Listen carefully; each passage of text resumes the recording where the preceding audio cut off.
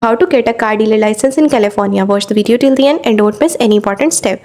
First thing first, determine which type of dealer license suit your business model. California offers several options: new motor vehicle dealer, user motor vehicle dealer, motorcycle dealer, wholesale only dealer. Each has its own set of requirements, so choose wisely based on your goals.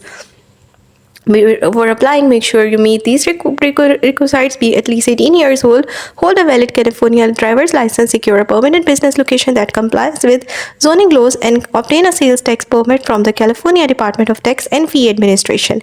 Next, enroll in a DMV-Accredited dealer certification course. This course covers vital topics such as dealer regulations and sales techniques. Completing this education is crucial for understanding the industry and demonstrating your commitment to compliance. You will need to secure a $50,000 surety bond, which protects consumer and ensure compliance with state regulation. This bond is a requirement for a dealer license in California. In step number 5, it's time to fill out and submit your application to the California DMV. Include proof of your completed education, your surety bond, fingerprinting, and background.